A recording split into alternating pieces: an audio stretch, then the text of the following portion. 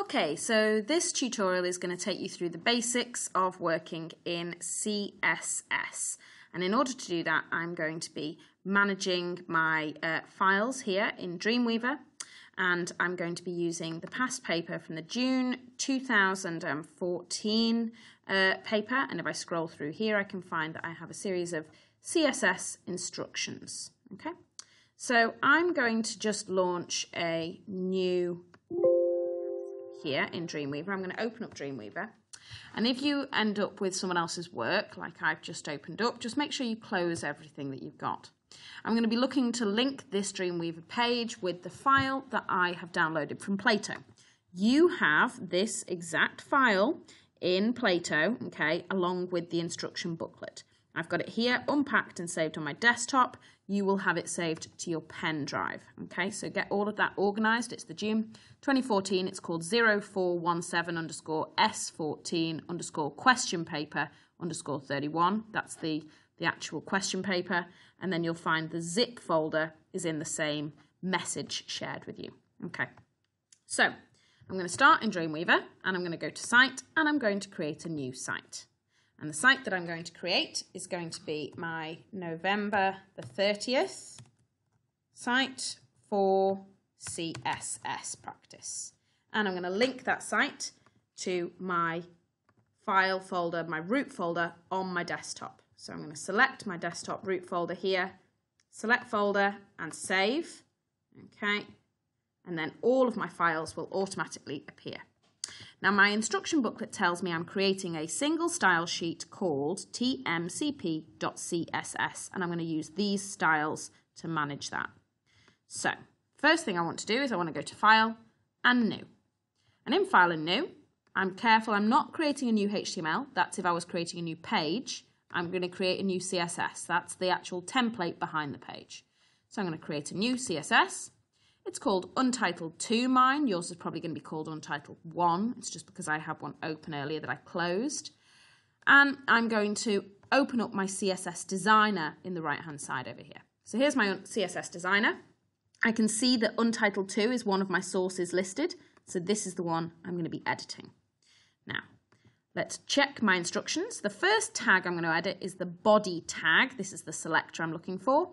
I'm going to change the background of the body and I'm going to use this image file here to set as the background. Tiled just means that we're not resizing the picture. It's going to repeat itself so it fits the whole screen.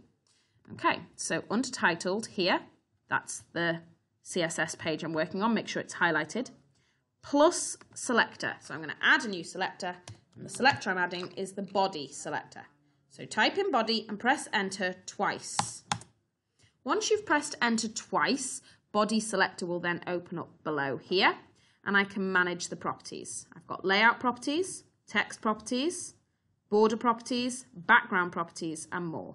If you can't see the properties for some reason, you probably haven't opened the selector properly. So make sure when you press add, you type it in and you press enter twice. Okay? Make sure as well that the show set button here is not ticked. If it's ticked, you won't be able to see any options. Okay?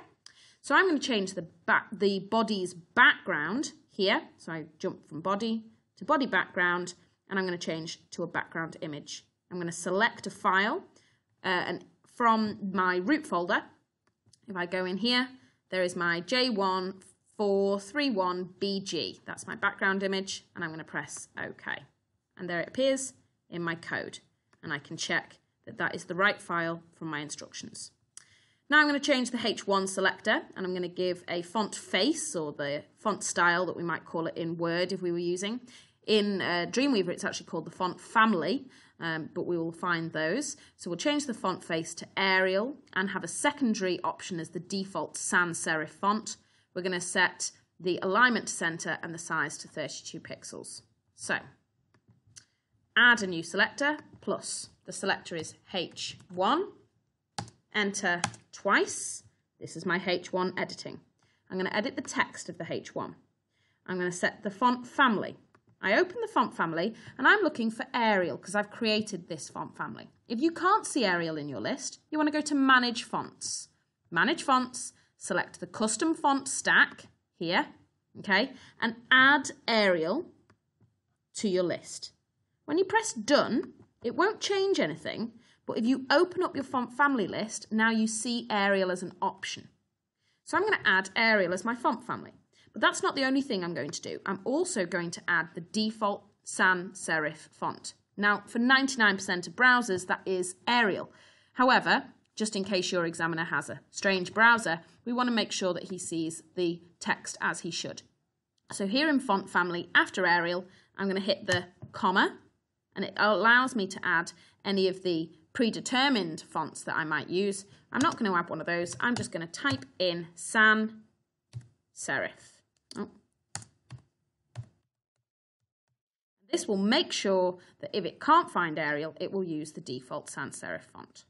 Okay, so back into H1. In addition to the sans serif font, I'm also adding the alignment to center and the size as 32 pixels. So I'm going to go add selector here. Oh, my apologies, I'm not going to add a selector. I'm still editing the H1 selector. In the H1 selector, I'm going to go to the text option.